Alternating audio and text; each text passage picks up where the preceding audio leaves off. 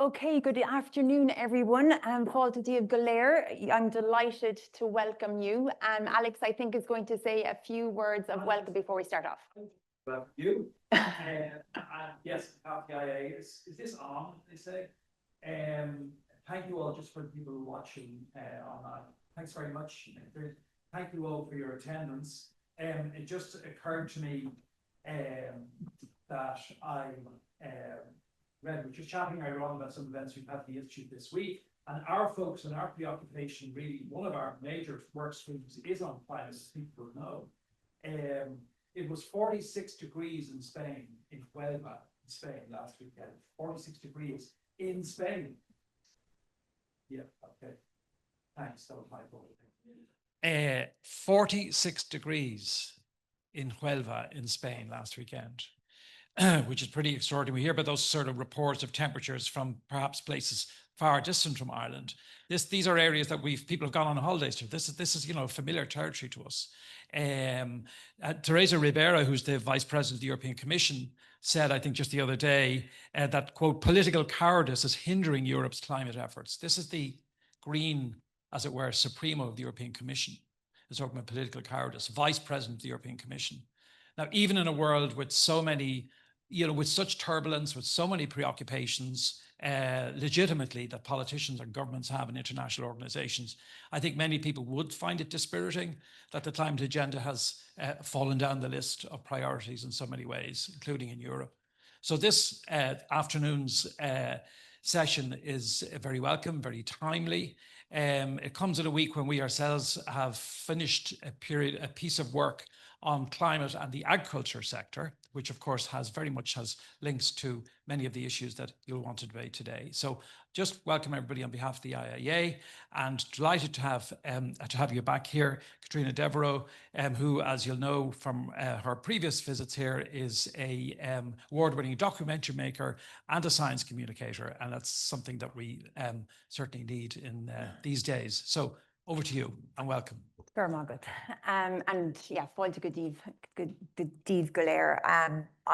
You kind of stole what I was going to say, which is that, climate action is the most pressing long-term global challenge of our time. It's the first sentence of the National Hydrogen Strategy document, and we are all too aware, looking at the weather reports, of the consequences of climate change and the challenges and the complexities of decarbonising our society and economy. And as Alex said, the IIEA is all about sharing ideas and shaping policy. So today's discussion is about how to create a net zero gas network in Ireland in the next 20 years. It's no easy ask, but it's a challenge that must be met. And this event has been organised with the support of Gas Networks Ireland, and we're very pleased to be joined by a panel of experts who represent some of the various sectors who are going to have to come together to build this cleaner and more sustainable energy ecosystem in Ireland. So let me introduce them. Maybe reserve your rapturous applause until I've got through them all.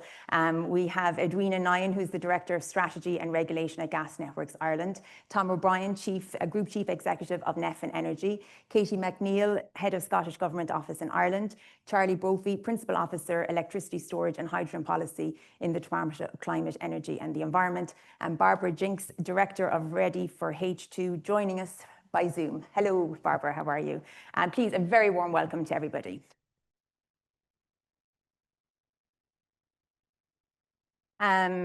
Our speakers are going to share some of their kind of initial thoughts and perspectives for a couple of minutes, 5 minutes or so, and then we'll go straight into a Q&A. And for those in the room, you can pose your questions in the traditional method of having a mic brought to you and raising your hand. And for those online, you can use the Zoom function, Q&A function, and please send in your questions throughout the session, and we'll come to them once our panelists have shared their initial thoughts and we've had a little bit of discussion. And if you are posing a question, please just state your name and your affiliation. And I really encourage you to actively participate in this conversation because, it's invaluable to get everybody's perspectives and hear from people all over the country and people joining us online. And there's no such thing as a stupid question in my mind.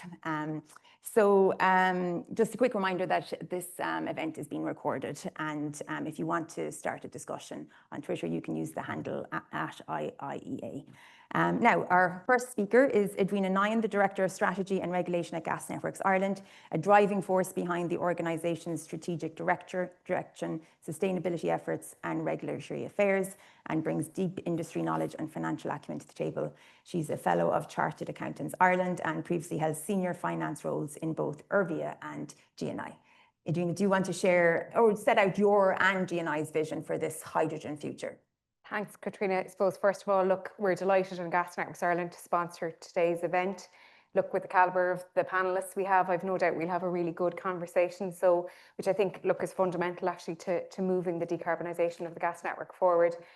I might start by setting out a document we published last year, which was our pathway to a net zero carbon network. And for us, it was actually quite a visionary document. It set out how we are going to decarbonise the gas network over the next 20 plus years.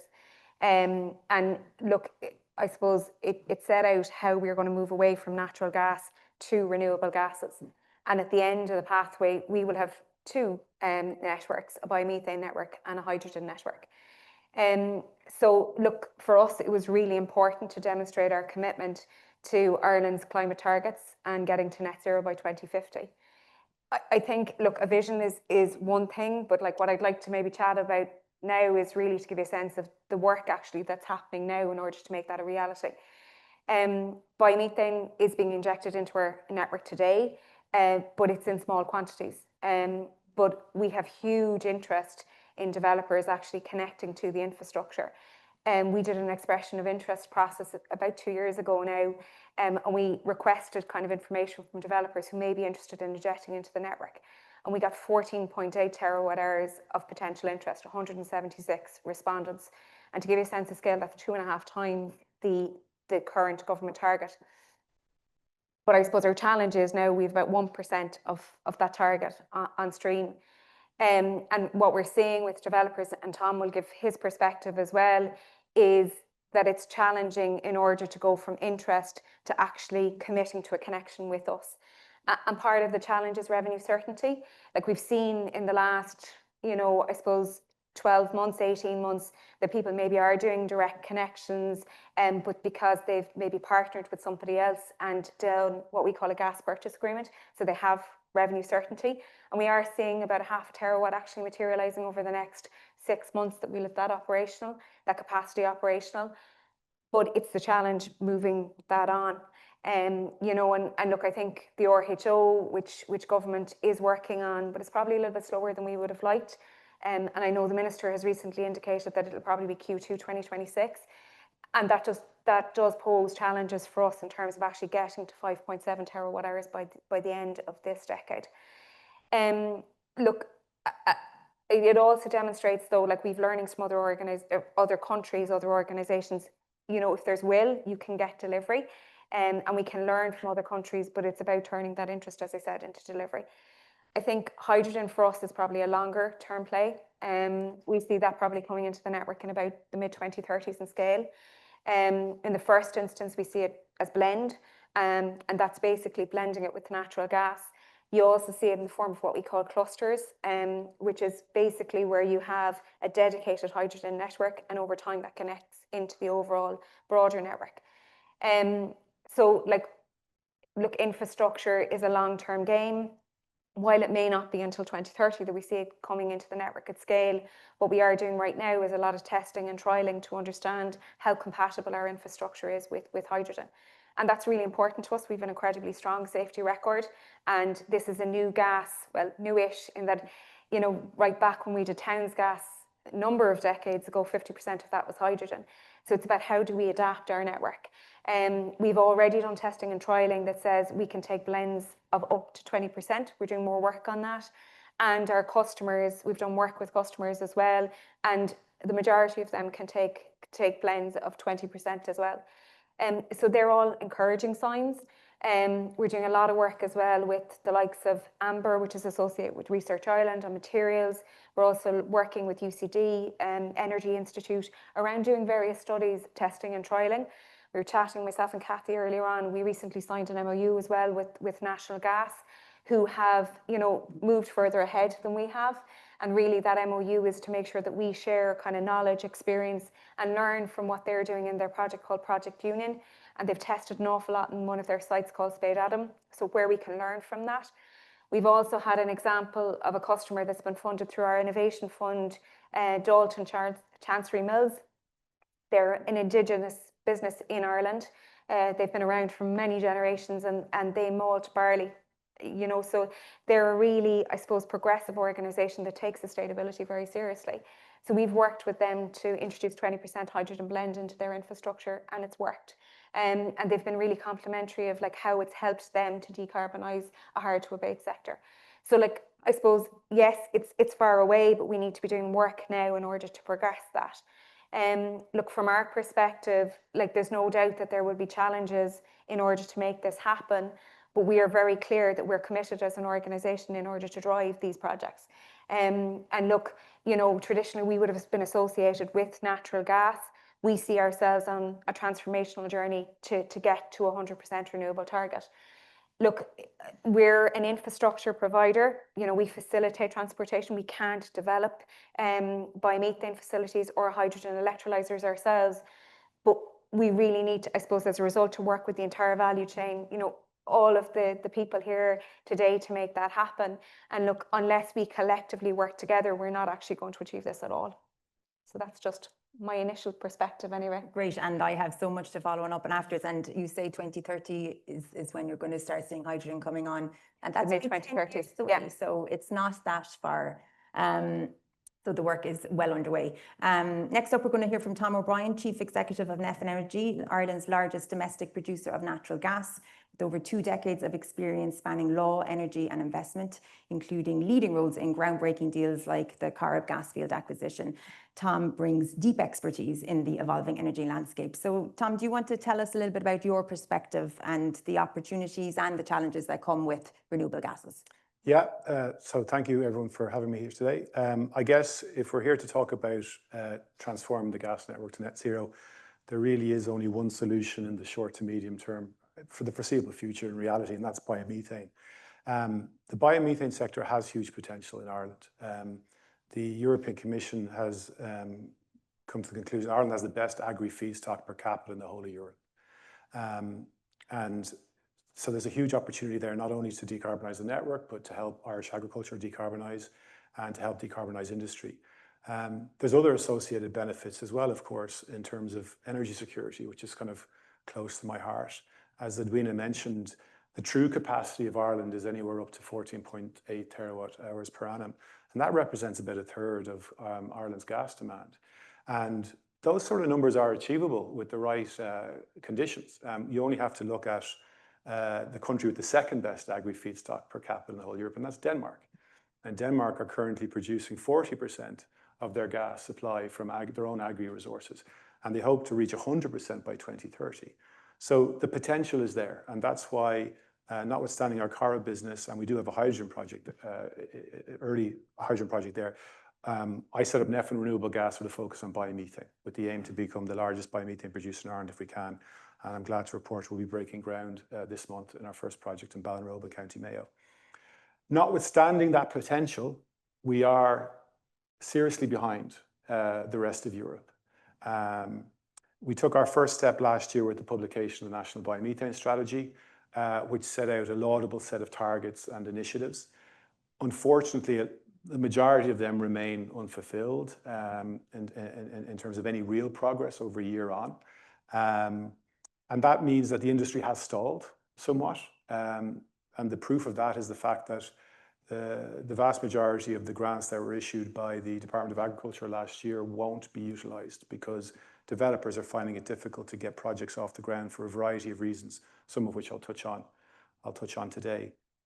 So I guess from my perspective, Ireland has a sort of stark choice, really. We are one of the most gas-dependent countries in Europe for our energy mix. We also happen to be one of the most insecure countries from an energy security perspective. So our choice is, do we continue, and like it or not, gas is a part of it's going to continue to be part of our future. We need the molecule, we need it for heat, we need it for industries. Electricity and storage is not the full solution, particularly when you look at our energy trajectory and you think about the future of AI and everything else.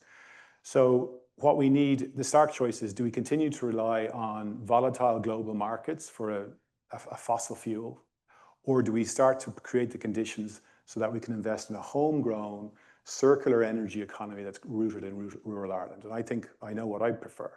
To do that, though, we need a bit of coordinated action, some urgency.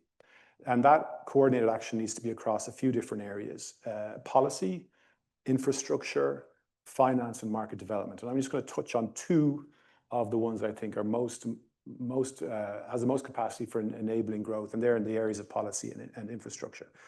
Edwina mentioned the RHO. The renewable heat obligation is something that has, I mean, any sector like ours, nascent sector like ours, can't grow without demand, and you can't scale without certainty. And the renewable heat obligation was, as part of the national biomethane strategy, has been put forward as the single most important lever to help build long-term stable demand for biomethane. But it's long overdue. Now, for that RHO to work, it needs to do a couple of things. It needs to be ambitious and it needs to be effective. And to be effective, it needs to get two things, I think, particularly right. One is it needs to create a level playing field for domestically produced Irish biomethane, in the sense of creating a level playing field as it relates to foreign biomethane imports. Those imports may have been relying and benefiting from subsidies and state supports for many years. So that's the first thing. So what I'd say to government is, be brave, back rural Ireland, introduce, I think they're looking at a multiplier that would apply to Irish domestic production. So that has to be at the right level. And the second one in relation to the RHO is, obligants, I don't believe, should be allowed to apply to be able to satisfy their obligation through a disproportionate share of certain types of HVO fuels. So I think there's been a lot about this in the media recently. Large volumes of Asian HVO have a sort of questionable sustainability and authenticity background. That product has damaged biomethane share of the renewable transport sector, for example. It's dropped by 60% since 2023. And many experts would agree that there's an issue there. So what I would say to government there is, be careful how you get the balance right between the HVO and the biomethane, so biomethane doesn't suffer as a result of this HVO, which is over 90% of which is coming from Asia. There's more Malaysian used cooking oil in the Irish renewable heat sector, for transport sector now, than biomethane. Okay, that's the first one. The second thing is reverse compression. So reverse compression technology is required to unlock the capacity of rural Ireland's network. Very simply put, the National Biomethane Strategy says that the biomethane sector is to be agri-centric and located in rural Ireland to help farmers and decarbonise their own operations and decarbonise the network generally. And they also say in that strategy that larger plants are a bit better from an efficiency of scale perspective. Oh, and by the way, without biomethane, we don't reach our climate targets. So what does all this mean? It means we need an industry that's to be located in rural Ireland, beside where the feedstock is. But the unfortunate fact there is that most of rural Ireland is along the DX distribution network. It's not beside the high capacity transmission network. So that's the challenge. The good news is the solution is fairly straightforward. It's proven, tried and tested right across Europe. It's called reverse compression. For those of us who aren't of a technical bent, of which I definitely am one, essentially it's like a big old Dyson. It allows the biomethane flow. All the engineers are whizzing at you. It allows the biomethane flow uphill from the DX network up to the high capacity transmission network, right? And you could basically fit a unit in a glorified telephone booth, low single digit millions, but it locks hundreds of millions of investment. Our plant at Ballinrobe alone, over the life of that project, we estimate will be about over 200 million euro investment, over 100 million in feedstock alone over the life of that project. And that's just for one AD project.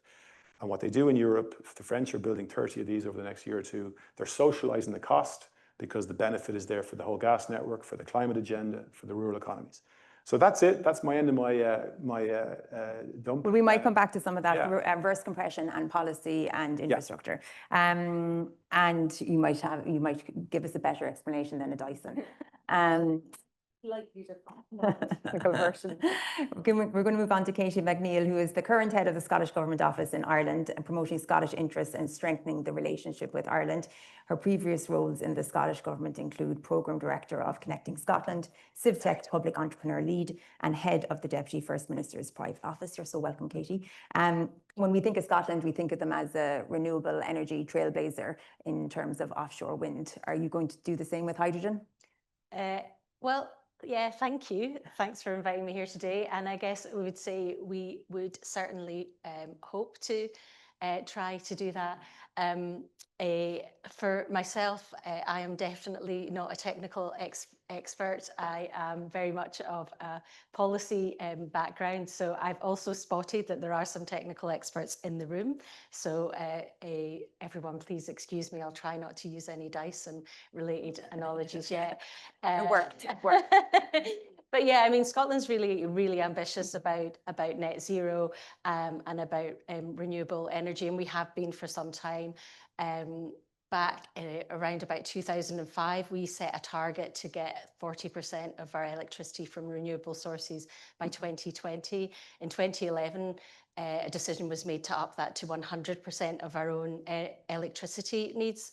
And at the time, people said that that was completely unachievable, that would be 10 years too early. Well, lo and behold, in 2020, I think we reached 98.8% and would now be more than 100% of our domestic electricity needs. But that said, that's not net zero. That's not all the energy that we need. So we are working towards reaching net zero by 2045. And that would be backed by what we're already seeing as consented for offshore wind. So we've got a reasonable amount of operational offshore wind, but we've got very much more that's out there, either in consenting and construction, all over the North Sea, heading up Orkney, Shetland, and now some of that consenting is moving across the top of Scotland towards the Outer Hebrides. And that, I think, Paddy, there's 40 gigawatts in development and consenting now. Yeah, 40 gigawatts. But that is also, we're going to need to use hydrogen as a way of using some of that electricity. So on hydrogen specifically, we have a target of reaching 5 gigawatts by 2030 and more, 25 by 2045. I'm remembering all these numbers. So yeah, these are big targets. This is a big ambition, but I think we've been conscious that government needs to work out what it needs to do in terms of creating the environment that's supportive to that. So we've kind of been on a journey with that, starting with a hydrogen assessment. I think took place during 2019 and was published in 2020. And then a sort of emerging hydrogen strategy, went on to a hydrogen action plan with some more concrete actions in 2022, and then a hydrogen export strategy in 2024, which actually starts to look at some of those things that you need around certainty of supply and certainty of demand that would help unlock the investment that we would need to get there. That's also been backed by, there's very hydrogen specific, but also working out the policy on what is our wider green industrial strategy, of which hydrogen would be one of those key opportunity areas for Scotland, where we can see that we have an advantage. And hydrogen and wind being the other one are potentially two things that we share very strongly with Ireland. So we're very keen to work together to share knowledge with our Irish government counterparts on that policy journey, but also what we can do to enable those other connections. We're working within a lot of this policy sits between what's for UK government and what's for Scottish government, and some of the infrastructure decisions are all at the UK level. So we're delighted by things like the MOU that Gas Networks Ireland have just signed with National Gas. So yeah, we are here to be ambitious about this. We've started to invest in a range of demonstrator projects across Scotland. There are some where there's domestic supply of hydrogen. We have a real cluster, regional cluster approach developing. And as you might imagine, Aberdeen's been a real centre for that. So now Aberdeen's city's bus fleet is all run using hydrogen buses. So do pay it a visit and take a trip on a hydrogen bus. But we're kind of seeing that as the way to go, with 2 green free ports in Forth, that's around Edinburgh and the Firth of Forth, and the other is in Cromarty and Inverness up in the Moray Firth. They will also become hydrogen clusters, but also spaces in which we hope Ireland can also learn from the new policy experiment that is the green free port model, and how that helps to really drive forward towards net zero. Brilliant. Listen, I think there's going to be lots of questions for you about how all of that is achieved, how it has been achieved, and how it's going to be achieved. But we'll move on to Charlie. Charlie Brophy is Principal Officer for Electricity Storage and Hydrogen Policy, leads the charge, pardon the pun, on shaping Ireland's electricity storage framework and delivering the National Hydrogen Strategy, which are key pillars in transitioning to a renewable energy future. Charlie, do you want to kind of give us a snapshot of where we are from a policy point of view, what the milestones we've hit and where we're headed? I suppose, like Scotland, we have set ourselves fairly tough targets to reach net zero by 2050 and to have our greenhouse gases by the end of this decade.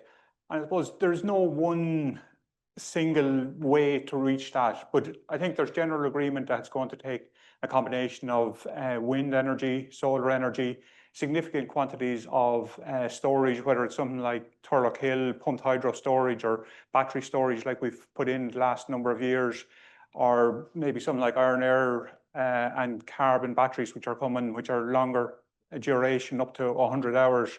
We're also going to need some decarbonised gas, which we can store and use for those longer periods when the wind isn't blowing, sun isn't shining for a number of days, and hydrogen is going to fit into that sector. We'll also probably need to build a few more electric interconnectors, and biomethane obviously also has a role to play in that. But I think while it is going to be expensive to move there, I think we should also be looking at the opportunities that this is presenting us. And as been alluded to earlier, Ireland's energy security is not in a great position. For the past number of years, we've been importing up to about 80% of our energy, whether it's gas or oil or whatever source. I suppose when the Corrib gas field came online 8 or 10 years ago, we were probably down to about 65% of the energy that we were importing every year. So as we bring more renewables online, and if we produce hydrogen, we can generate the hydrogen and we can store it and keep it for long-term storage. And along with the other storage and batteries, pumped hydro, we can use that so as we have a more secure energy supply. I suppose there are other areas where we can benefit from it as well. And I think when we look at the sea area around Ireland, it's 7 times our land mass. And there's huge potential out there to generate wind power, and from that wind energy to convert it into hydrogen. I suppose we see some movement certainly along the East Coast, where we have a number of developers currently in planning for wind power, and that is good to see. I think unfortunately we're still a little bit away from when we can put floating wind out in the Atlantic coast before that will be commercially available. But we have to look down in that direction and start preparing for it now. So we have huge possibilities that we can produce far more hydrogen than we're going to need domestically. And we can look at to develop industry around that. We have there's sustainable aviation fuel, marine fuel, ammonia fertilizer. So there are just some of the opportunities which are out there. I suppose when we think back maybe 30, 40 years ago, we didn't have a pharmaceutical industry in Ireland. We didn't have a large IT sector in Ireland. Both those areas are producing plenty of well-paid, highly skilled jobs. and contributing significantly to the economy. And over the next decade or two, hopefully hydrogen will be in a similar position to that. And we've also been, or has been mentioned earlier, about exporting hydrogen as well. I suppose in Northwest Europe, there is already relatively large quantities of hydrogen being used, grey hydrogen in general. But those people that want to switch over to green hydrogen, and there's going to be additional industries looking for hydrogen. Germany, for example, has already indicated that they expect to be importing 50 to 70% of their hydrogen demand, green hydrogen demand in 2040. And I think Ireland could be seize on that opportunity. There'll be plenty of other countries, including our colleagues and friends in Scotland, who will also see it as an opportunity. But even right around the world, I know the Germans have been talking to people in Australia and Chile and Namibia, in I think up to about 40 countries around the world. And we have been talking to them as well about the opportunities which are there. So I think that while there is maybe a cost, people generally see the cost to it, but we also have to look at the opportunities which are there. And I think if we look at how we're going to reach there, and sometimes we're said that we're a little bit slow moving along, but I suppose in the last couple of years, in 2023, we brought out the first national hydrogen strategy. And within that strategy, there were 21 actions, which are the multi-year actions, which would help to get the hydrogen sector up and running. And there was also an action within the 2024 Climate Action Plan to bring an overall structure to those actions in order to move them forward. So just last week, the Minister approved the National Hydrogen Programme Task Force, and that'll be a high-level task force. It'll be chaired by an Assistant Secretary within our department.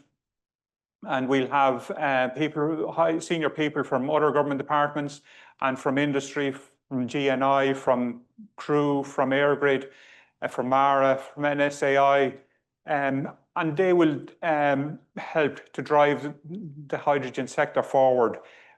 They'll be in a position where, when coming together, we'll be able to have a look at what are things which are slowing this down, what needs to be done across government to help to move it along.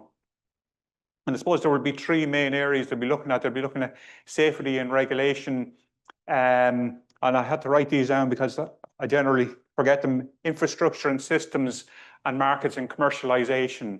So there are sort of the three pillars which we will look at, and each of the 21 actions within the strategy will be provided to working groups under each of those three areas in order to move the sector forward.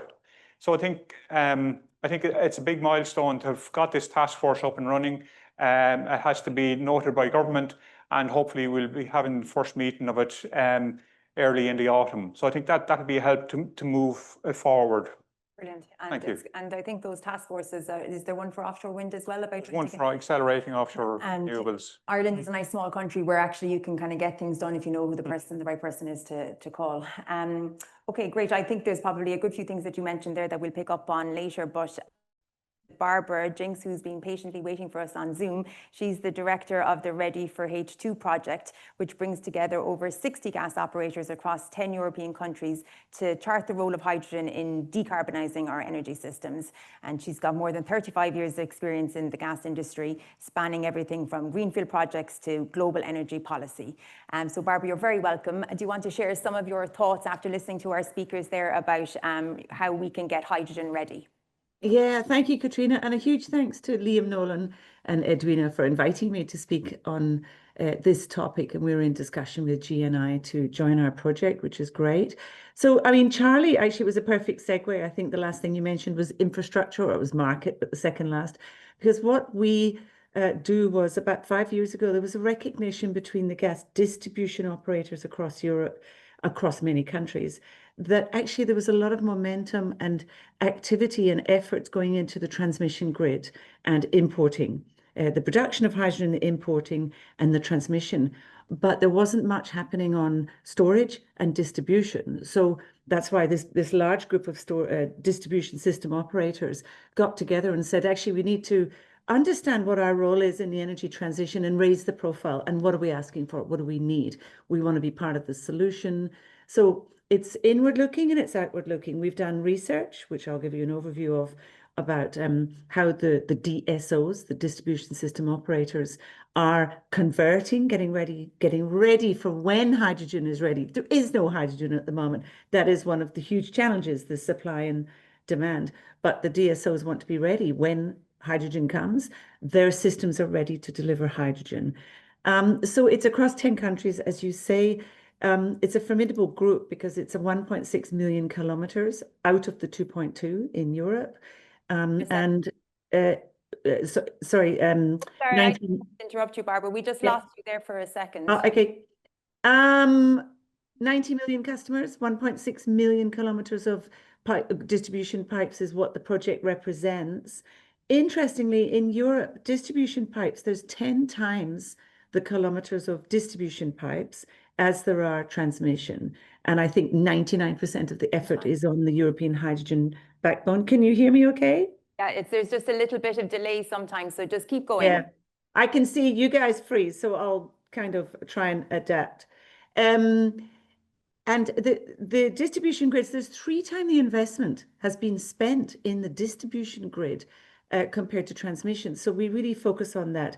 99% of gas consumers in Europe are delivered their gas through a distribution grid. So you can see, and same in Ireland, that the gas distribution grid connects everyone. And what an opportunity to deliver not only natural gas to replace heavier emitting fuels, but biomethane, absolutely #1 priority.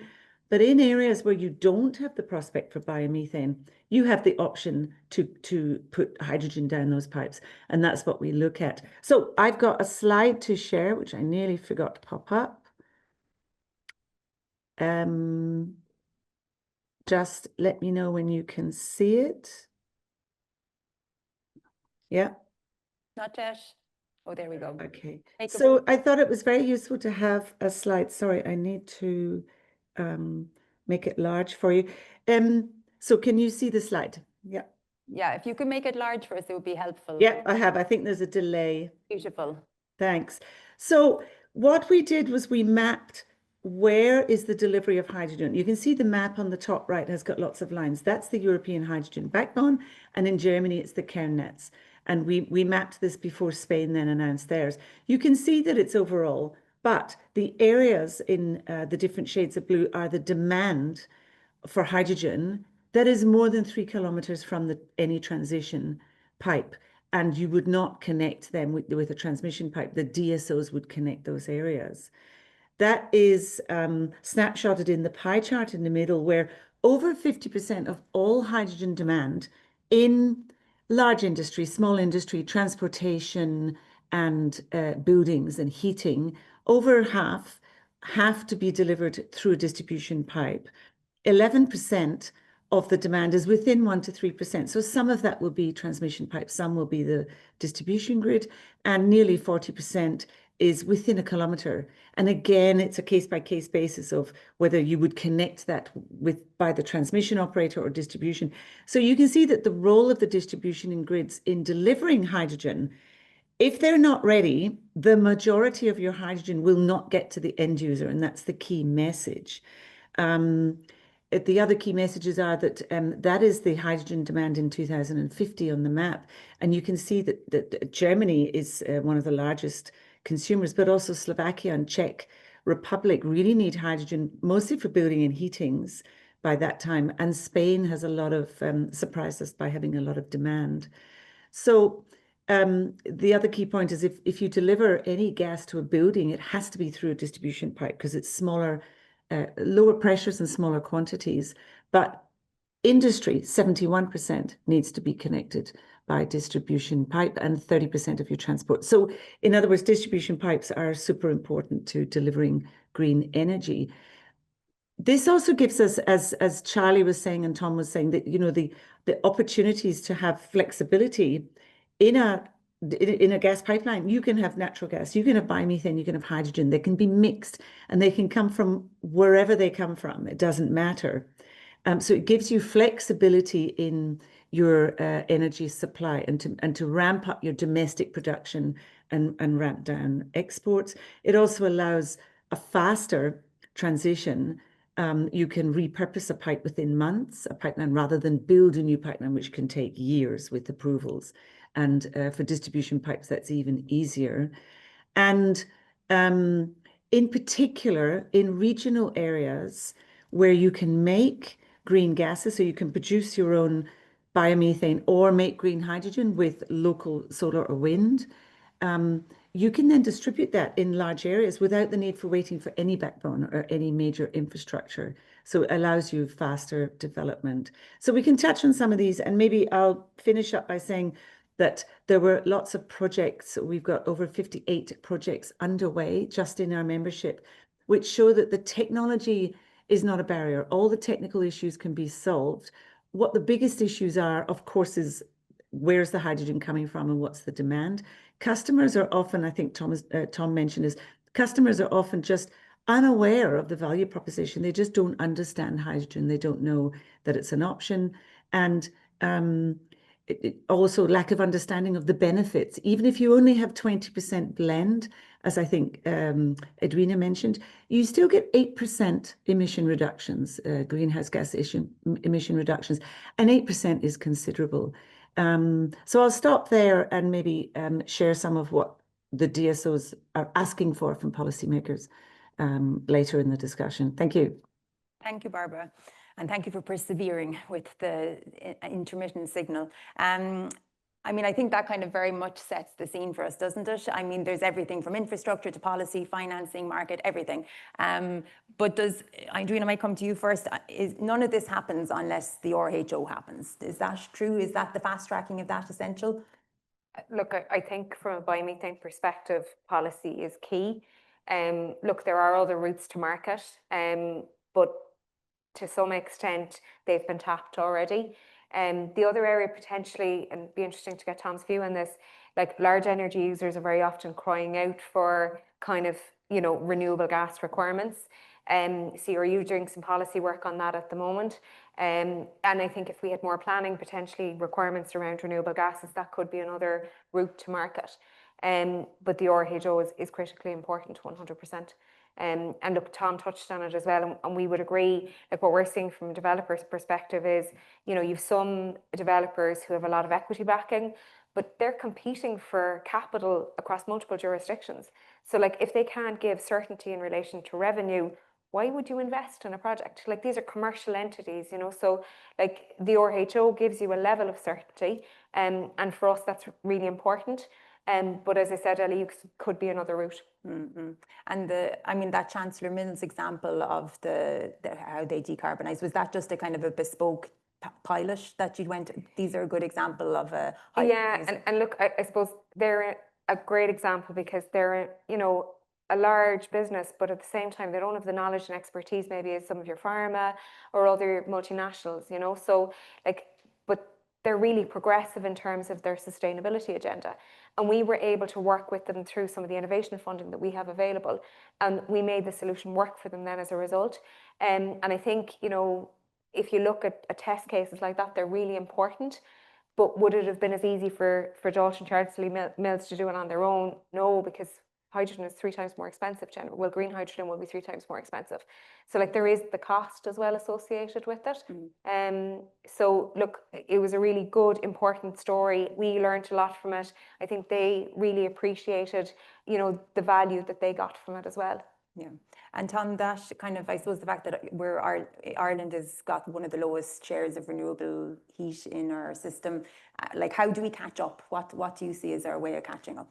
I was going to, repeating myself, I suppose it is getting a viable biomethane industry up and running. Edwina is right, I think, around the LEUs. I think there was a lot of uncertainty around large energy user connection policy for a long time. Under the previous administration, it was there was some doubt being thrown at it. So folks, one thing companies don't like is uncertainty. They need certainty. They're starting to get some of that now with the CRU announcement some months ago, but that needs to be fleshed out some more. So I think it's introducing the right policies. It is putting in place, mandating GNI to roll out a reverse compression program.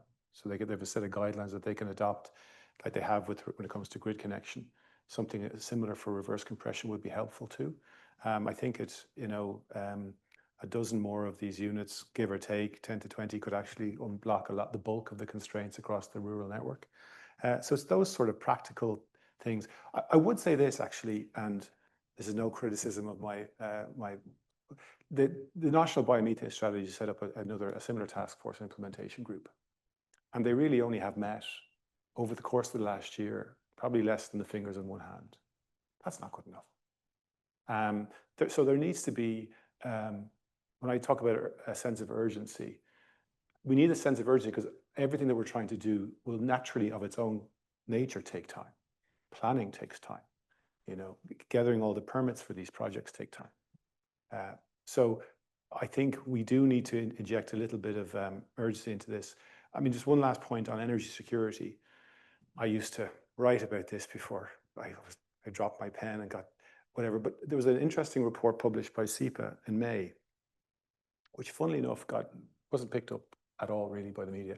If you remember, SEPA did the original energy security review for Mr. Ryan, and they put forward this idea that we could build this national FSRU, which I think G and I have been tasked with, and somehow that would be our sort of solution for our energy security issues while we wait for the manna from heaven that is offshore wind. SEPA gave out a report published a report on the 16th of May, coincidentally, under the new administration, but they admit that even with the FSRU, we have serious energy security issues if, for example, one of the interconnectors with the UK gas connectors was to go down. So there's a very real issue there, and we all know it. So I would say, like I said in my opening remarks, there are things we can do that are immediate with tried and tested technology, like biomethane. There's thousands of these plants across Europe. Hydrogen is maybe another generation away slightly. So let's go after it. Let's move from being a laggard in renewable gas to a leader because we have the raw materials to do it. Mm. And Charlie, I might let you come back in there. Is there sufficient sense of urgency to kind of get this up and running? There is, and I suppose sometimes when you look at something like the task force and you say it only met 4 or 5 times a year, I think most of the task forces which are there at the moment, there is that high level body which maybe meets 4 or 5 times a year. But underneath that, there's probably up to 6, 8, 10 working groups which are meeting on a much more regular basis every 2 to 3 weeks. And that's where a lot of the groundwork is being done. And I suppose it's really the issues which maybe aren't resolved as easily in those working groups that has pushed up to higher up. So I think it's difficult. There are a lot of competing things competing for everybody's time, and certainly at senior level. And I think that when they do get together and you bring people from different government partners together in the task force, in the meeting, there can be a lot of work achieved there. But sometimes it's probably optically it may not look quite as if there is as much work doing. But I think one of the reasons why we were keen to get a task force set up on the hydrogen side is because getting that high level buy-in from different government departments and different agencies, it certainly helps to remove some of those blockages and move things along. I liked when you were talking to Katie earlier, you called her your colleague and friend, but you didn't say competitor, because I think if you're looking at Scotland, if we're too slow and Scotland zoom ahead as they have done with offshore wind, are we going to miss the hydrogen boat? And actually they're going to have all the hydrogen in this grid and they're going to be dispersing it through Barbara all across Europe, and actually we'll be left behind. Do you think, Katie, are you somebody who kind of are looking at Ireland going, Asher, take your time doing that now and we'll just go ahead and we'll progress, no problem? I suppose at a strategic level, the existing gas network links Scotland and Ireland, and I mean, that's one of the ways where we see that we have a real shared interest here. And I guess if you're talking about there's a point at which export starts, maybe that does start to flow the other way. I don't think that we would look at Ireland as a competitor as such. I mean, I suppose the issue that we'll all face as we develop these industries is constraints on the actual supply of skilled workers and the materials and the electrolyzers, if that's what you're looking at, is how can you get what you need in order to create it, rather than will there be a market for the end product? Because I think what you're saying about, you know, the needs Germany, for example, has already put out there, would mean that, you know, we're not going to be competing for who's going to buy the end product. Yeah, but we might be competing for talent and materials.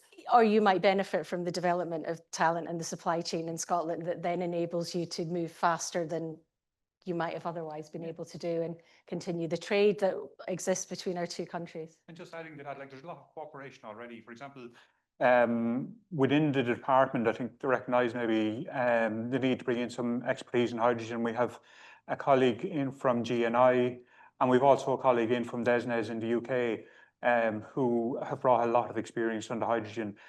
Just next or later on this month, the UK and Irish governments are meeting, and there's also going to be we're also meeting our colleagues on the hydrogen sector, where knowledge sharing event. So we don't see the UK or the Scottish as our competitors in this. We're working with them. And I suppose if further down the road and we want to export hydrogen to North East or Northwestern Europe, it's likely we will join in with some pipeline which is going either the Scottish one or some from somewhere in the UK. So I think there is a lot to be learned, and I think that it's more cooperation rather than competition at this stage, anyway. And for the next while, I think there is a very large market out there which can be tapped in, and I certainly think it's cooperation at this stage. Very diplomatic answer, well done. Barbara, I'm going to come to you. Do you have any kind of lessons from high performers around Europe that we can, you know, learn from, so that we can expedite the process and get on this hydrogen or biomethane journey quicker? Well, definitely in terms of ambition, I think Scotland's up there. In terms of spending money and building new infrastructure for hydrogen, Germany, I think, is absolutely the leader. I mean, I'm based in Bonn, so I see all around me. They're actually the first transmission pipeline is being filled with hydrogen right now from the north. There is a new project being developed to bring in offshore hydrogen, actually from the German North Sea. They have a bit that sticks out from the northwest of Germany into the North Sea. They put the approvals in, they've just got them, and Gascade is planning a pipeline to bring hydrogen in. 100 pilot projects, maybe. They're the largest member of our group. And a lot of all the projects have been successful. And interesting things like, if you know, for biomethane, there's no cost to change the distribution grid. It's a drop in fuel. But if you wanted to convert with a distribution pipe, it's only 7% the cost of a new build to repurpose a pipeline. And the largest piece of the largest station in the system is a gas pressure reduction and metering station, and that's half the cost from a new build. So the leaders are showing us what's possible, and I think Germany's putting money where its mouth is at the moment. Of course, they suck 25% of all the energy in Europe they consume. They have to be the front runners, or they're just going to be so stuck or reliant on undesirable imports that forever. Yeah. Well, actually, on that point, we might go to one of our questions from Christian Resch from the German Embassy in Dublin, who's apologising for not joining us. Thank you for joining us online, not in person. But who's asking, which steps need to be taken to bring potential off-takers and future providers together? What are the biggest challenges in this project? And he's mentioning the bilateral German-Irish higher land project, which looks at engineering and commercial issues and will deliver first results by the end of the year. So what are the biggest challenges to bring the potential off-takers and future providers together? Is that something, Edwina, you'd like to talk about? In terms of what we've seen, and maybe I'll use biomethane probably as an example, we recently set up a customer solutions team in Gas Networks Ireland to talk to some of the larger customers that consume gas, and actually sometimes they didn't even know biomethane was available. And what we've looked at is, is there ways that we can, you know, identify if they need to work with the developer, can we help to bridge some of that? So I think sometimes some of the customers don't even know what's possible. I think with hydrogen, it's a slightly different challenge in that, like, we don't have an existing market for hydrogen other than Irving Oil, which consumes hydrogen in Ireland. So again, it's about bringing them on a journey, and it's about getting them to a position that, you know, if they have investment that they need to make in their infrastructure, that they're supported to do that. So look, I think it's about, you know, parties like us trying to help them to bring them together. It's probably us as an organisation, I suppose, talking about things like biomethane and hydrogen and the possibility of it as well. And Katie, is there any experience from Scotland of those kind of situations, or is there any kind of, you know, interesting organisation that does that, or was your transition very much just oil and gas and makes perfect sense for us to go to wind, which makes perfect sense to go to hydrogen?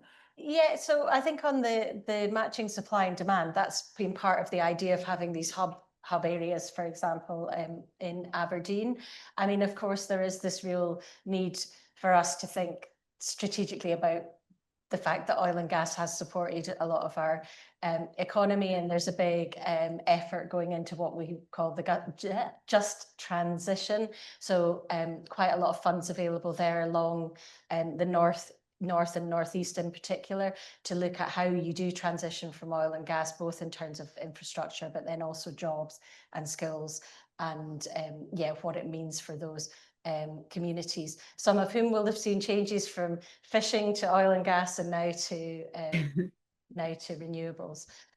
So I think it's a mix. It's a mix of things. But the hubs is definitely how we've been addressing at this stage, with the scale of the industry, that matching producers and off-takers. And do you want to just tell us a little story about where you come from? Oh, It's yeah, quite well, interesting in terms of just the transition over the decades. Yeah, so transition over the decades. So I'm actually from the Murray Firth area. So I grew up close to Inverness, and I would have seen when I was at school that many of my friends' fathers would have worked at the Ardesir oil fabrication yard. At its height, it employed more than 4,000 people. The population of the town I lived in at the time was only, I think, about 7,000 folk. So you can see that was a really big industry. They were the largest private employer in Scotland. But over time, that fabrication yard, there was a lack of demand, and by 2001 it had shut down completely. Now it has received some really big investments from the Scottish National Investment Bank, and the UK, what was the UK Infrastructure Bank, but now has a new name, the Wealth Fund, UK Wealth Fund, along with they've given 100 million of a debt finance to redevelop it, along with about 300 million of investment coming from the private sector. And that now is going to be an absolutely massive marshalling yard. They started dredging today, as Barry earlier this week, as Barry discovered.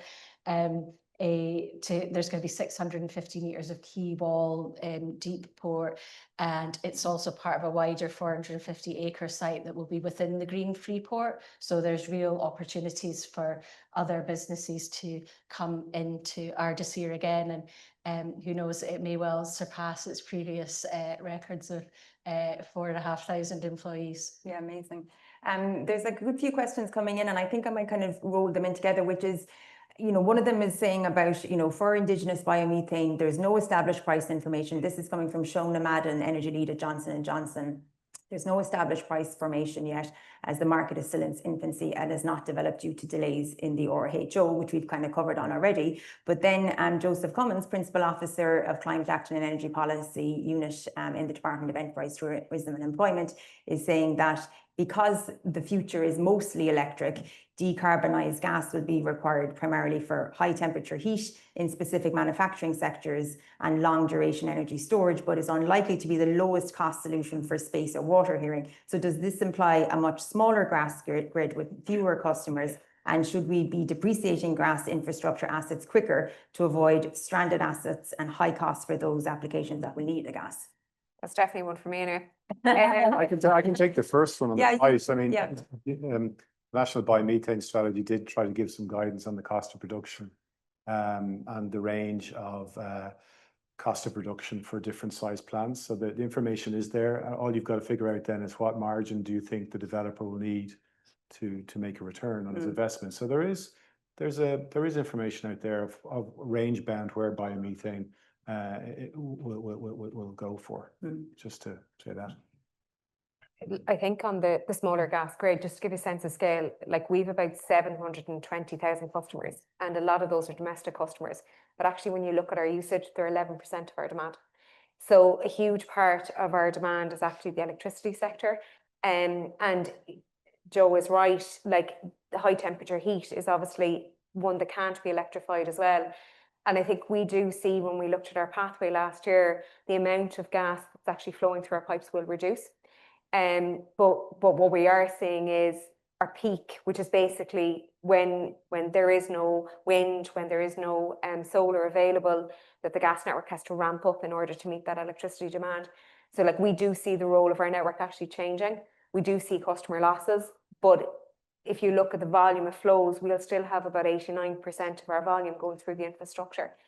And look, in terms of accelerated depreciation, the Ofgem yesterday published RIIO 3, which is kind of the equivalent of our price control here in Ireland, and they are looking at accelerated depreciation on new assets in the distribution business. So look, I think we would definitely have to look at that, but I think you also have to look at that in the context of how will that infrastructure be repurposed, back to what Barbara was talking about. So it is going to be something we need to consider. But like, to give you a sense of scale as well, like while we are seeing customers move away from gas, our top level customer numbers are still kind of around the same. And what we're seeing in other jurisdictions as well is, you know, where there is restraints on or constraints on the electricity grid, they are using gas as a peaker. So we have seen things like hybrid heat pumps being rolled out, which again, you're using less gas, but then when it's needed, when electricity capacity isn't available, the gas network is providing that resource. So the role of our network is definitely changing. We will lose some customers, but I suppose we still have very large customers on the network that still need gas. And back to Charlie's point earlier on, we don't know if there's going to be new customer groups that come on into the mix, whether that's freight, whether it's sustainable aviation fluid and fuel. I suppose the other thing as well is, like we were talking about the ability to export.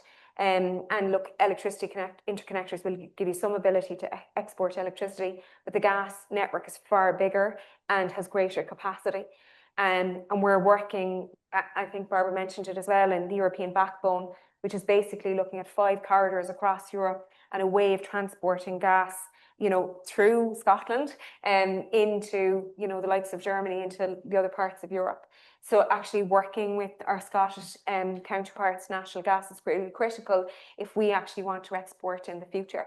So look, I think from our perspective, that's definitely something we need to consider. And we're very conscious of that from a customer perspective, but we also need to look at the opportunities and the repurposing as well, because we don't want to overburden customers right now and say, well, we'll accelerate our depreciation rates, but actually we're going to repurpose them to hydrogen in the future. Katrina, can I add to that? You, Barbara, yes. In terms of the smaller grids, the majority of gas is, you know, delivered through the smaller distribution grids, and the demand is just going up steadily because of population and increasing energy demand. And I'm just looking at our report, even for electricity, and in our study for electricity and the production of e-fuels, there is a demand only in the 9 countries in the study for 350 terawatt hours.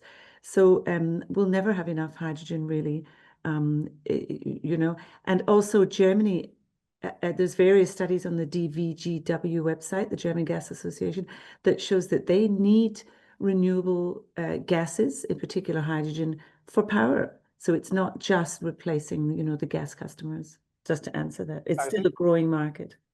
I think that's the point. There's been a tendency in Irish energy policy debate to sort of exclude that. Well, why we have this, thank you very much. Yeah. You're a smaller country, too far the edge of Europe, and too energy insecure to be that picky and choosy. We need it all. No one person, you know, can play a symphony. You need the whole orchestra. We need the wind section. You need, you know, the bass trombones, wherever they are, fossil fuel for a time at least. We're going to need it all. So the idea of, you know, GNI operate in an international context, a first-class modern gas network, €3 billion worth of kit. The idea that we can sort of have the luxury of winding it down prematurely is not realistic. You know, on offshore wind takes time. I was a snot-nosed junior lawyer once. I worked on Arklow Banks 1, and that was 25 years ago. There hasn't been a second offshore wind farm in Ireland. So it's going to take time. So in the meantime, we're going to need all of this, all these levers. We need to be able to pull on all of them. I think the other important point as well is that if you look at our rail network, we decommissioned parts of our rail network and we're now investing in it. And look, you know, we've 3 billion euros of asset in the ground.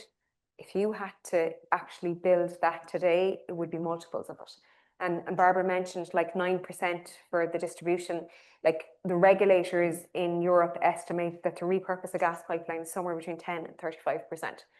Notwithstanding the challenges we have in relation to delivering infrastructure in the country. So like, I think we do need to be very careful that we don't actually say we will shut down or decommission a piece of infrastructure when it could be repurposed, and that we regret that decision in the future because we will pay multiples of that in order to reconstruct. And Nola Regan is asking, does our high energy prices limit our potential to export?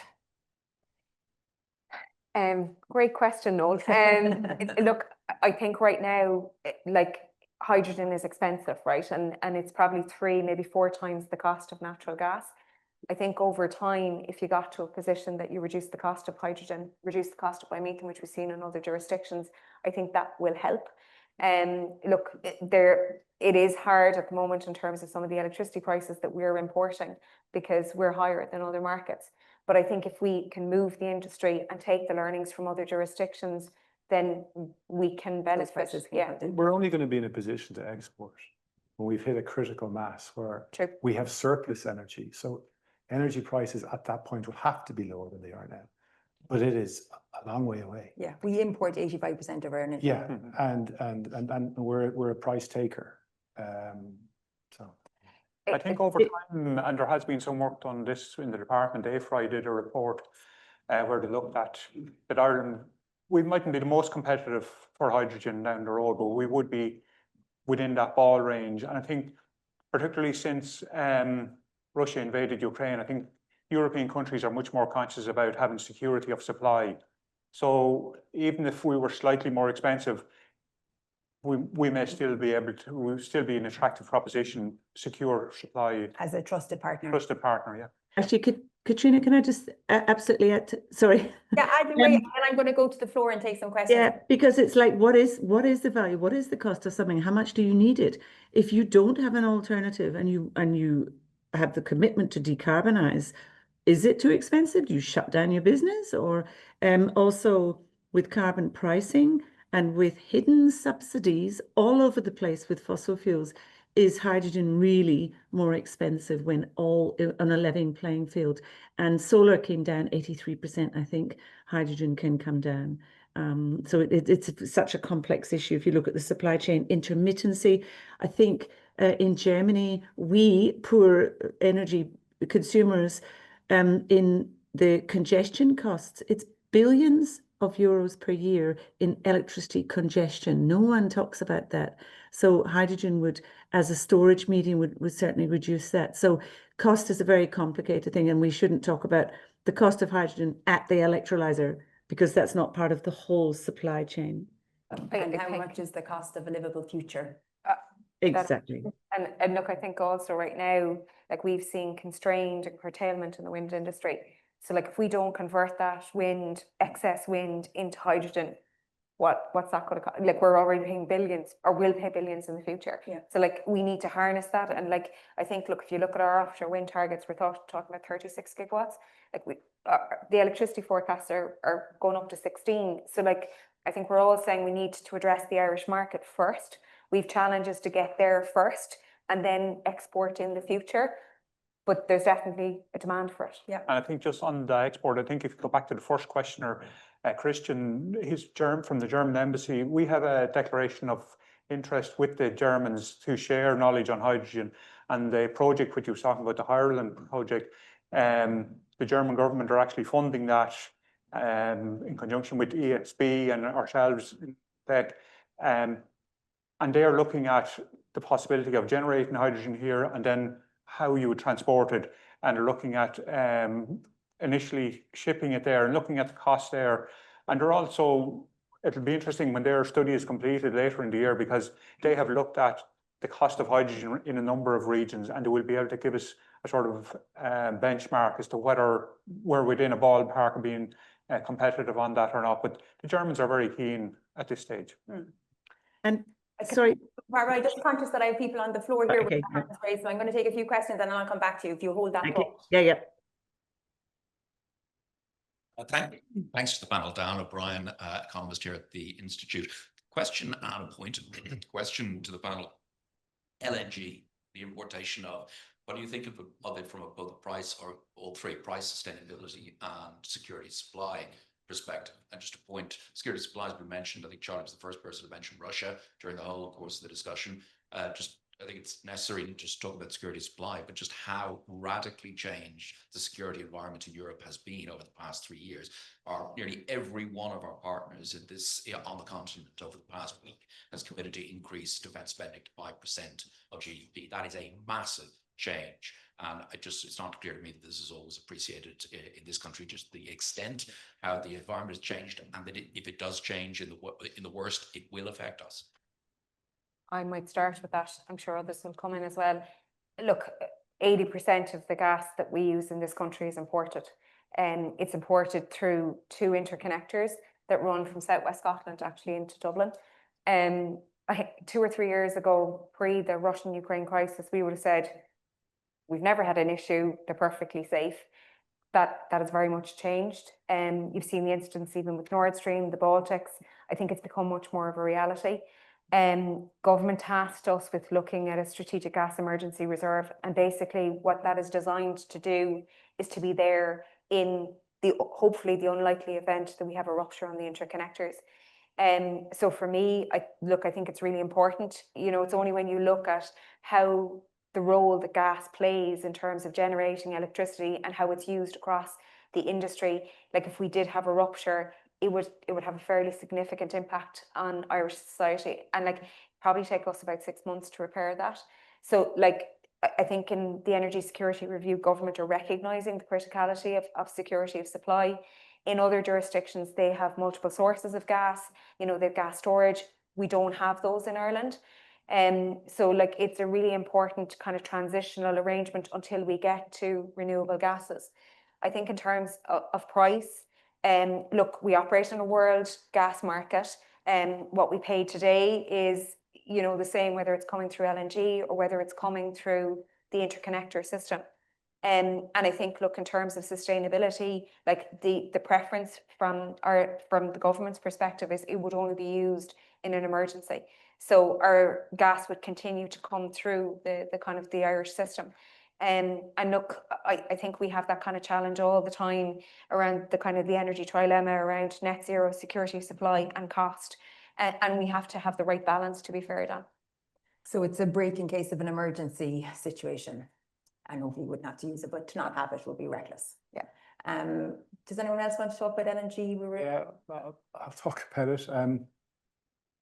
It's going to cost the Exchequer through probably PSO or different sort of levies. It's about, I think they said 900 million was the last number, but the truth is, we all know from an Irish experience that's going to be well in excess of that number. We all know about Shannon LNG. There was a company who is a specialist LNG developer who've been trying to build an LNG facility there for many, many years. And they've been frustrated not only they were frustrated by the political system.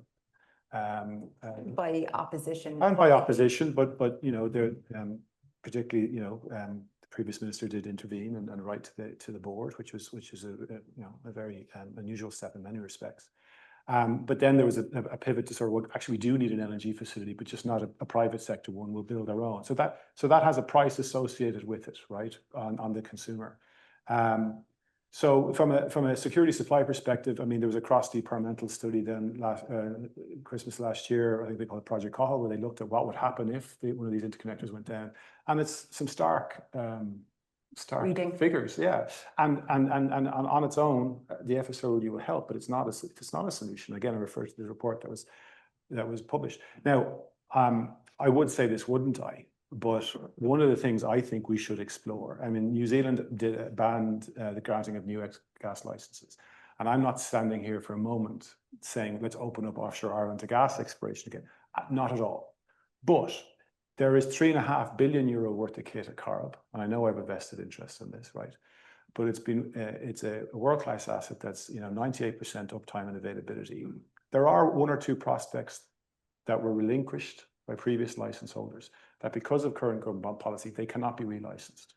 And they are projects that could tie back into existing infrastructure. At the moment at Corrib, we're operating at less than 50% capacity. We wouldn't have to do anything else with topside. It would be a subsea well, and we could produce natural gas with a much, much lower carbon intensity than the stuff that we import across the UK interconnector, like many multiples less. And my 10-year-old knows your strawberries from Wexford have a less carbon index than your strawberries from Gibraltar, right? So could we, for example, like New Zealand, who introduced that ban, who are now looking at that again and unwinding that ban, because from an energy security perspective, they've realized it was a step too far. Could we look at infrastructure-led exploration around Corrib? That might be an idea. I don't suspect it'll be anytime soon, but I keep on coming back to this idea that we have this idea that one or two things will solve it. The FSRU on its own is not going to solve it. Offshore wind on its own is not going to solve it. We need a multi-pronged approach. Well, it's the interdependency of all of these. That's the difficulty. That if you don't have offshore wind, you don't have offshore wind. As Edwina mentioned, if one of these two interconnectors go through a central point at Moffat, I know if I was sitting in the Kremlin somewhere and I really wanted, like we see what happened with the HSE hack, a chap in a basement somewhere and wherever else. If you really want, I mean, it's devastating to Ireland. 6 months could be a good outcome, where we'll be shutting down industry essentially to keep residential energy supply going. What does that do to Ireland's reputation from an FDI perspective? So we've been sailing close to the wind for a long, long time, and we've been sort of relatively lucky. And as Dan says, the world has changed, and I think we just need to probably bring a more pragmatic and realistic approach to our energy policy debate. That's really all I'm trying to say. Yes, another question, please, from the floor. Oh, it's just behind you, the mic. Yeah, thanks. I just had to pick up on a couple of the points that were made on security of supply. There was one incident with the Kinsale head into Cork pipeline, and the guys thought it was out of commission. It didn't actually get fractured. It wasn't a Russian submarine. It was some geezer coming out of Cork Harbour who forgot to pull a sea anchor. And gas pipelines are very vulnerable, much more vulnerable than subsea, which are buried telecoms cables and stuff like that. Gas pipelines are big and awkward and tricky to fix. That one, there was a scare for a while.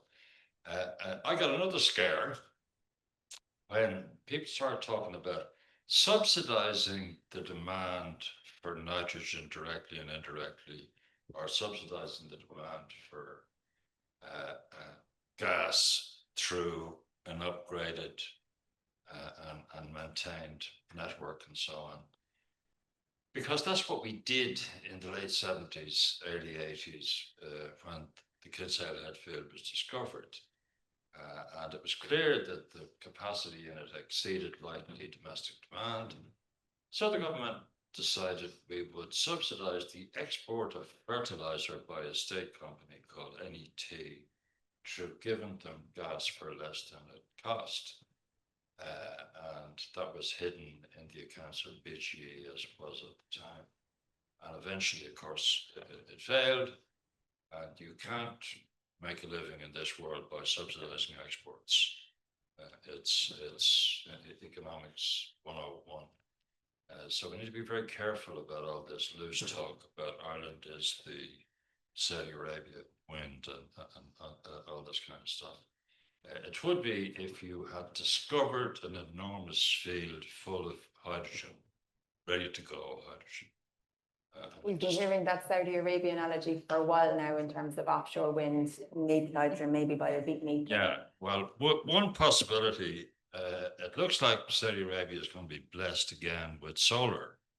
And there's actually some serious wind possibilities in the Middle East, in Oman in particular, and maybe a bit in Saudi Arabia. So I would be thrilled. I'm not saying I hope it happens, but I would be thrilled if Saudi Arabia turned out to be the Saudi Arabia of wind. That was Professor Colin McCarthy from UCD. Can I just put one quick question to the department? You mentioned the Turlock Hill pump storage station in West Wicklow. And it is, and I'm open to contradiction on this, it is the biggest battery in Ireland as of today. And it works as a battery. And if the whole system went down, it would give a few hours of power and so on. Trouble is, it's the only one. And there are various people with all sorts of schemes, most of them demanding subsidies to produce more battery possibilities in the years ahead, and perhaps they could. Is the department seriously considering pump storage opportunities elsewhere, or has ESB come along and said, look, we want to build some more Turlock Hills elsewhere?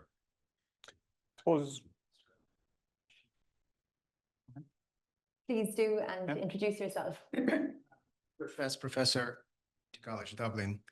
For me, it's a bit of deja vu. I was here 15 years ago at this stand talking about Spirit of Ireland. I'm not sure if you remember that. Just hold it up to you, that's all. Spirit of Ireland. So this was a pump storage, seawater pump storage in the west of Ireland. I was actually the leader of this project from scientific end. Was involved in putting the numbers and the finances and everything else and technical specs.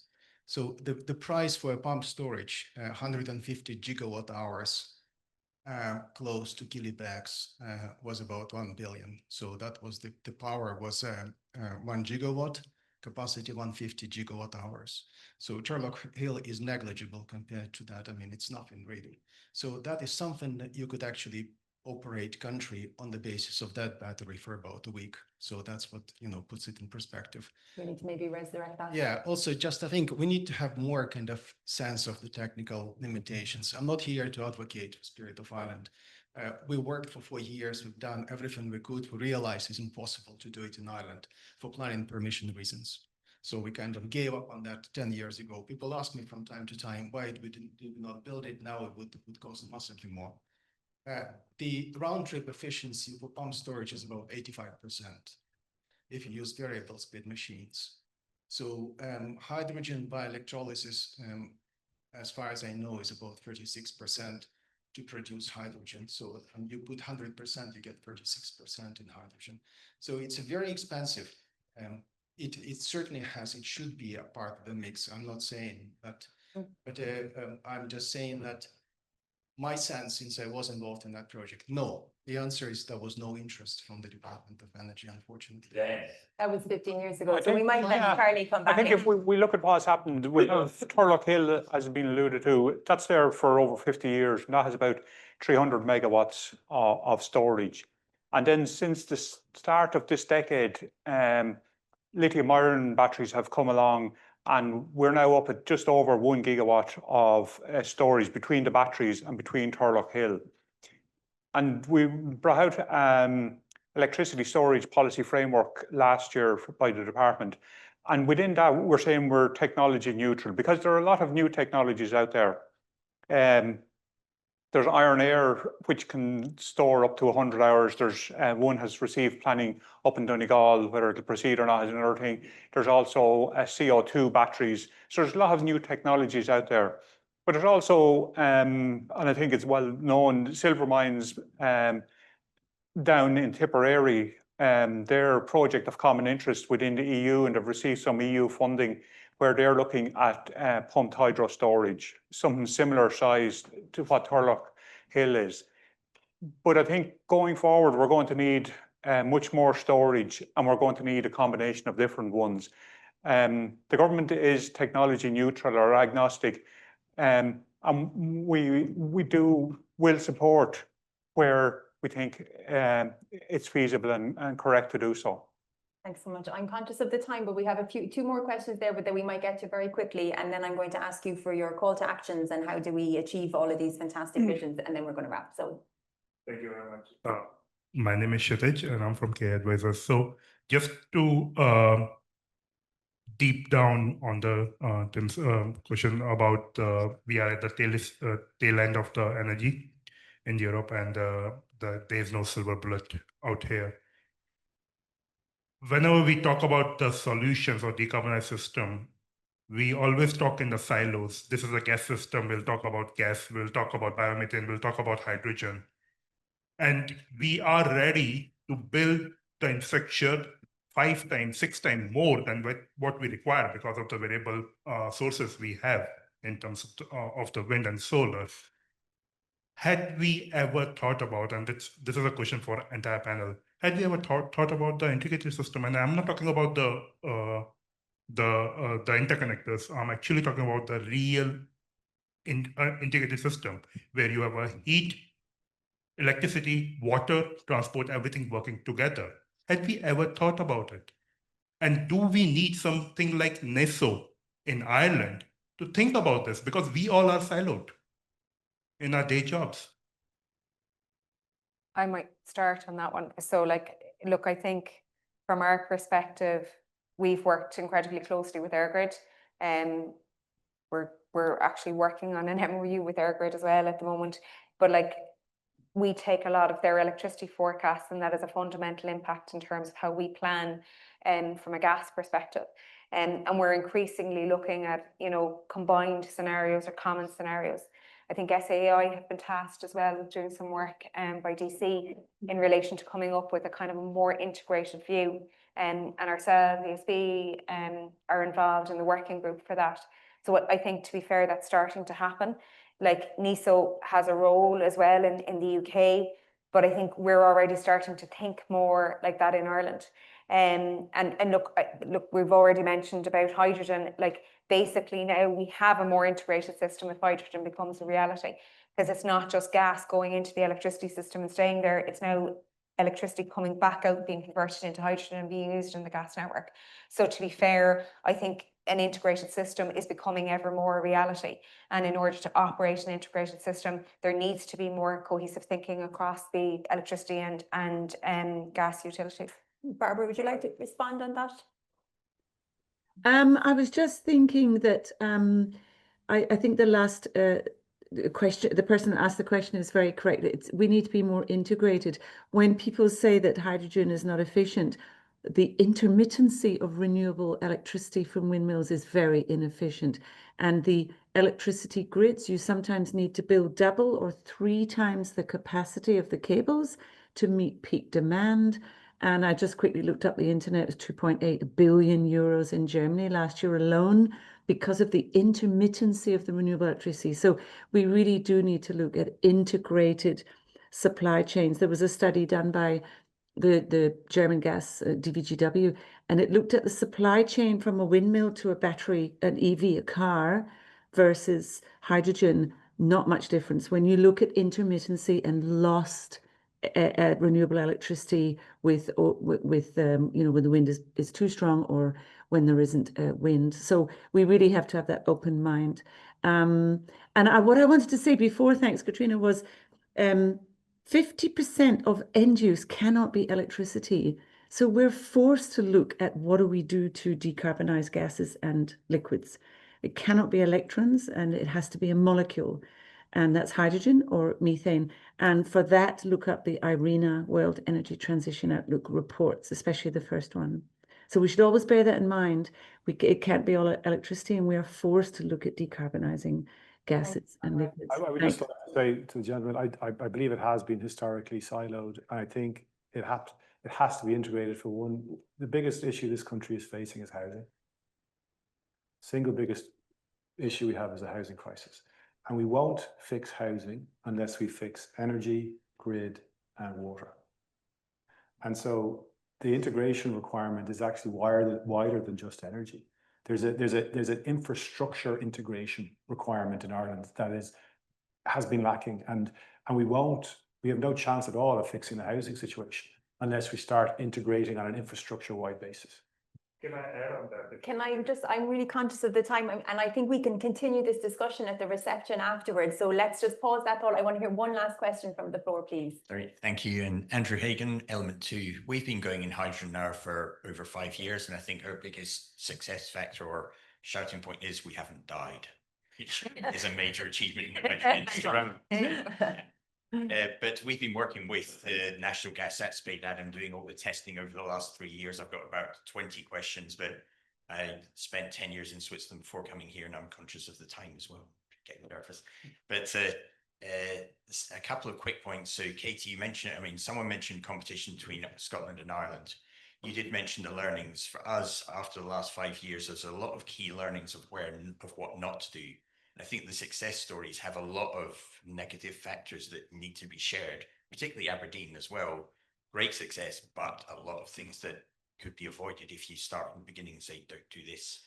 I would say, I mean, people just touched on a lot of the good points that, I mean, we're coming back to my big question about storage.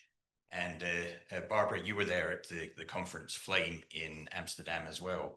And when they put the graph up that showed the energy consumption increase just from data centers using AI alone, that dwarfs the German national consumption of electricity in 1 year, where that's going to get to. And if you look back at Sir Chris Llewellyn-Smith's report for the Royal Society 2 years ago, the amount of energy storage to make the energy transition happen, we're completely underestimating it. I mean, we need over 1,000 times the hydro pump storage that we've got at the moment. We would need 60 to 100 terawatt hours just for the UK demand of hydrogen storage alone. You combine that with the curtailed wind every year in Ireland, I think 2023 was 1 terawatt hour, UK about 7 times that. So that gas storage, Edwina, you touched on it, we don't have gas storage here in Ireland. I think we're going to need that. I think to meet the demand, and Ireland has 1 or 2 data centers as well. It's a reasonable part of the economy. To meet that demand, to make the energy transition work, we're going to need that energy storage. Are there plans to develop that is my key question. I might start, I think 100% when we get to like hydrogen, you need storage 100%. And I think look, what we've seen at a European level is it's salt caverns are probably your best storage solution in the short term. We only have one in Ireland, which is the Island McGee facility in Northern Ireland. I think there's also works ongoing as well around proving, gas fields, historic gas fields as well. And I'm not an engineer, but that's slightly behind salt caverns. But I think we will need all of the potential storage solutions. I know you looked at it as well, and in Carib at one point as well. And I think so I think you're right. I think we made an estimate that we probably need about 10 terawatt hours of storage in the country, which is massive. And look, I think that's, we were talking about, you said earlier on, it's 10 years away in terms of I said earlier on in terms of it's 10 years away in terms of scale. We need to start thinking about some of that now so that we're in a good position in 10 or 15 years when it's actually required. It won't be needed at that scale in the short term, but we need to start working on it now. Now, I think we could safely say we could stay here all night talking about this because it's so complex, there's so many different things. But I'd like to just sum up maybe with a very short 1 minute, what's your call to action for everybody in the room and watching at home? What would you like people to take away with them? Is it, call your TD and tell them that you want to support biomethane and hydrogen? Or is it tell your children to go to do engineering in school? What is it that you want to leave as the parting message? I think my call to action is when you hear the myriad of interdependencies across the conversation that we've had, it's probably for people to work collectively. And we were talking earlier on about almost a coalition of the willing, but that's kind of what we need. So we all need to be kind of working to the same tune, understand the scale of the ambition that we're trying to achieve and work together to achieve that. Brilliant. Tom? Yeah, I think we have a great wee country here with a great economy and great potential. That to service the potential for my kids, your kids, our grandkids, we're going to need energy. And we have real potential there, whether it's offshore wind or biomethane, as I mentioned earlier. I think what we need to do, though, is we're great in this country at setting targets. fantastic. We're the best target setters in the world. But if you're sitting there and you're marking, your scorecard for actual execution and delivery, there's a big gap there, a big gap. Now, there's no one fix for that, but that would be my call to action, is for the powers that be, whoever they might be, and we're all part of the solution here. You're empowered to be yourself. Oh, yeah. But as Edwina says, we all need to work collectively. That would be my macro desire would be is trying to focus, like laser focus on actual execution and delivery. Deploy. Yeah, that's what it's all about now, because we're whether it be melodramatic, people are talking about the temperatures in Spain. People are voting from an FTI perspective. A lot of companies are voting with their feet now. They're deploying capital in other countries. And so we need to, there's a bit of an emergency here. Yeah. So we need to get after it, and it'll not help us solve other problems in terms of housing and other things. So that's my call. Katie, what's your call to action for all? I just combine both of theirs. So on Edwina, yeah, of course, collaboration, and that's what, that's why we're here in Scotland representing as another excellent wee country right next door to you. I'm not going to say we've solved lots of delivery problems, but there are some things which we have done around planning, consenting, and this strategic, this sort of getting an all 9 out of 10 there now, Katie. that we've been trying. So I mean, I think that's the thing. What can we learn from each other? What can we learn also from the likes of the experience which Andrew's company has for being in that sector? So, Charlie. Yeah, I think we all do need to work together. I think we're all heading in the same direction, and we all have the same desire to reach there. I think sometimes we may be a little bit hard on ourselves. The Turlock Hill is a good example. Turlock Hill was built 50 years ago. We've never built any storage since, and then since the turn of the decade, we've put in about 2 or 3 times the amount of storage. Tom said he worked on the Arklow Bank 25 years ago when the first wind turbine was put in the Irish Sea. I know there's been a long pause in between, but at least now there are a number of projects in planning there. We're probably not moving as quick as we'd like to move, but I think we are moving, and I think if we're all working together, working in the same direction, and trying to get the best out of each other. Brilliant. Barbara? Oh, you're on mute there. We want to hear these words of wisdom. Well, the words of wisdom, you come from the wee countries. I'm in a store of a country. Germany is so big. The ask on the Ready for H2 project is allow all solutions and use existing infrastructure for speed of delivery of green gases, but also cheaper for the end user. And it can be done safely. But also importantly, allow all the different parts of the supply chain to get ready at the same time. There's a lot of effort into the cross-border transmission network. But again, 10 times the number of pipelines is all national, but it deserves the same attention. And the DSO businesses need financial certainty. They don't know what the tariffs are. They don't know what the rules are for the regulated assets. And they also, with the new decarbonised gas package, there's a lot of uncertainties with horizontal unbundling, the planning requirements, having to predict to 2030 what's going to happen with your grid. It's almost impossible. So a lot of uncertainty, but they want to stay in business and they want to be part of the solution. Great. Thank you so much, Barbara. Well, I think it's fair to say there's plenty of work to be doing, and it's clear that it's a shared national mission in terms of decarbonising the economy and the society, and averting the worst of climate crisis, and also keeping this successful wee country that we have on the road, and how to reconcile all of that at the same time is the work that's going to keep you and everybody else here busy for the next coming decades. So thank you to everybody who joined on Zoom.